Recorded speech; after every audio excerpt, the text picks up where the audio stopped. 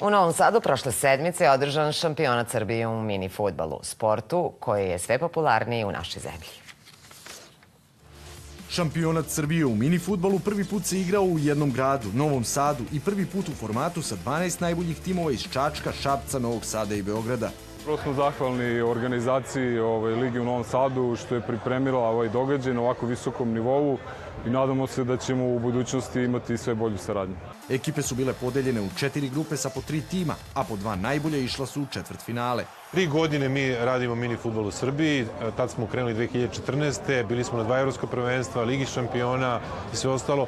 Ovo je već jedan korak napred i smatramo da će u budućnosti sve više gradova uzeti učešće u mini fudbalu Srbije. Aerodrom Nikola Tesla, koji je nastupao i na RTS-ovom turniru Igramo za 16, došao je do finala pobjedom nad Unikreditom od 4:1 u polufinalu, dok je novosadski Eurogalant u drugom polufinalu savladao Tipek SAS sa 3:2 posle preokreta. Igramo 4-5 godina zajedno i non stop napadamo ekipe, tako da sam bio ubeđen da ćemo stići taj rezultat. U velikom finalu Eurogalant je ubedljivo slavio protiv Aerodroma Nikola Tesla sa 4:0 i osvojio svoju prvu titulu šampiona Srbije. Nama je ovo, da kažemo, prvo učešće na završnici, jer smo bili vice šampioni poslovne lige grada Beograda. Prezadovoljni smo rezultatom. Ostaje malo žal eto što nismo imali svežine u finalu da pružimo jači otpor.